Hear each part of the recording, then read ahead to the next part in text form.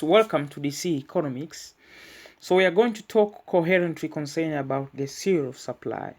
By the way, what is supply? Supply is the amount of goods sold in the market at various level of prices at a specific period of time. Or you may define supply as the amount of commodity that firms are willing and able to sell in the market at a specific period of time. So there is a big interaction between the consumers and the producers, whereby consumers receive what is actually produced and pay for the producers, and also the producers hand to what they offer to the consumers.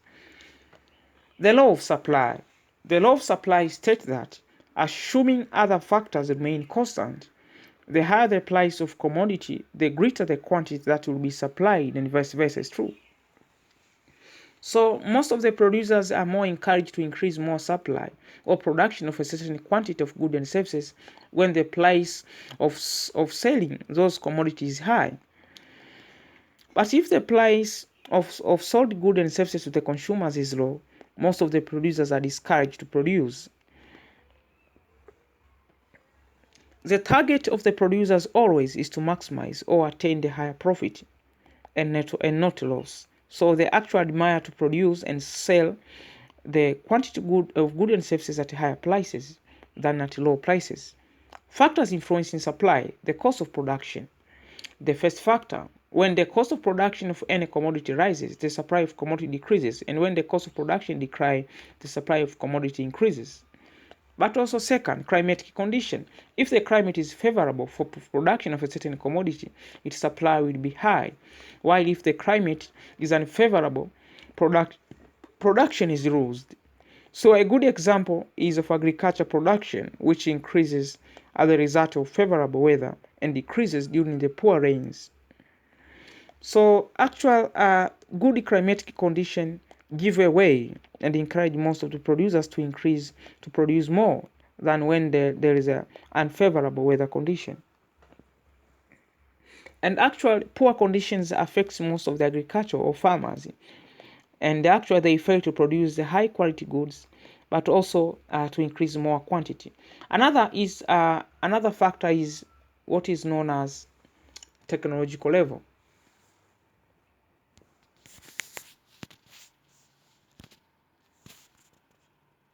Also, the level of technology is also the factor that may influence more supply or decline of supply.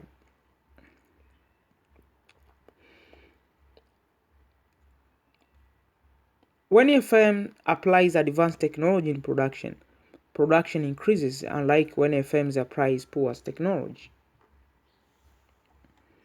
So actual good technology encourage most of the producers to produce high quality goods.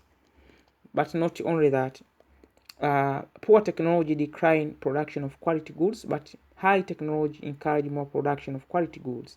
Peace and security. When there is a peace and security, supplies are able to engage in productions. So if the security is actually minimal, producers cannot be encouraged to increase in supply. So also infrastructures such as roads and communication networks make it possible to move commodities or materials from where they are available to where they are needed. So this simplifies when there is a poor infrastructures in the way. Taxation also. Taxation is a compulsory payment to the government by individuals and firms whenever they consume and produce respectively. So when the government imposes heavy tax on inputs, it results into an increase in the cost of production. Now this leads to decline in supply of a certain quantity of goods and services done by the producers.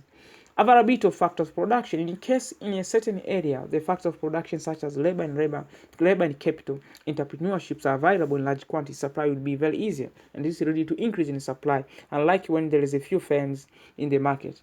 And like also when there is a few factors of production in the particular market. Not only that, but also the number of firms in the market. If there is a large number of firms in the market, competition will be high. So if there is a large number of firms in the market, competition will be high, leading to increase in supply. unlikely when there is a few firms in the market.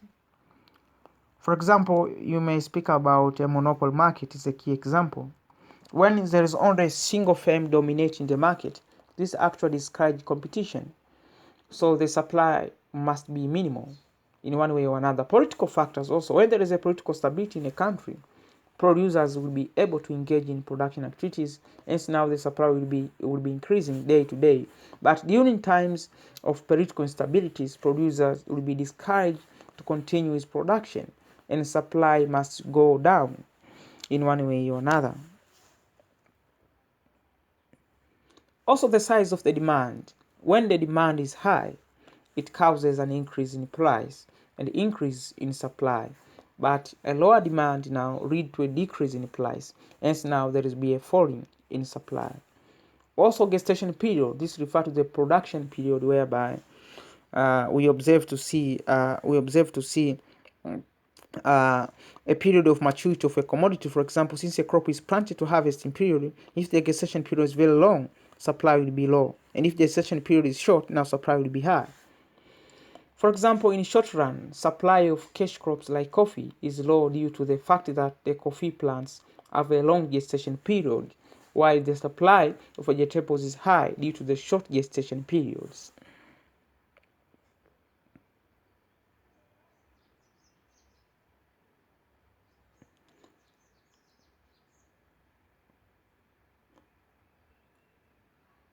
But also the price of substitutes.